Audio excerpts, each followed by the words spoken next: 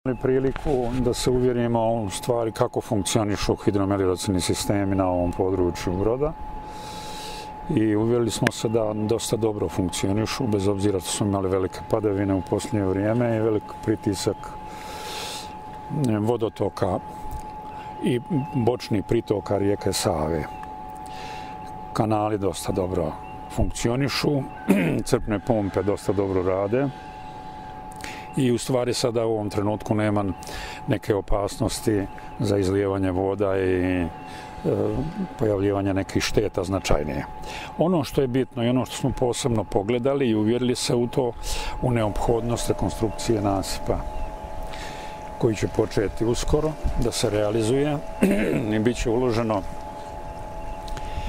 uloženo do kraja godine negdje na području Broda oko 6 miliona i 200 hiljada maraka, od toga oko 3,5 miliona na nasipe, i to sanacija pojedinih klizišta i uređenje uzlazno-silaznih rampi sa kanala, i bit će rekonstruisane i proširene crpne pumpe.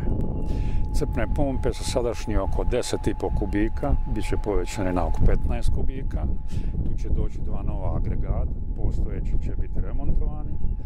I kada se završi ovo o čemu govorim, mi ćemo imati potpuno pouzdan sistem na području Broda, koji će, razumijem se, biti u funkciji očuvanja dobara na ovom području svih vrsta, dakle, bez obzira jesu li građevinski objekti, jesu li kuće, jesu li objekti druge vrste ili poljoprivredno zemljište ili proizvodni objekti i tome slično. Jednom riječju imat ćemo dosta pouzdan sistem.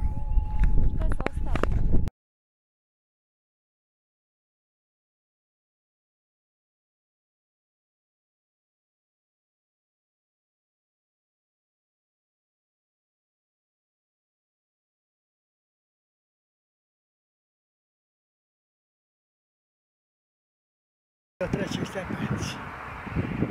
Nije ušlo.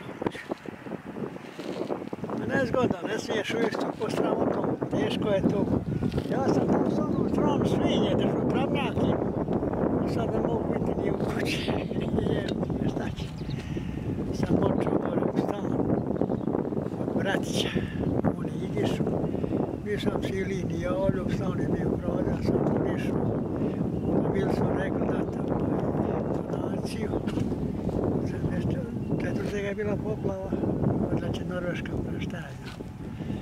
I tako da se u to još uzdamo, nema poverenja više niče. Pa otkad Sava tako prijeti, od kojeg godine? Pa nije, 74. kad je poplavila išćerana. Posle toga nije prijetla, prije nije prijetla nikad.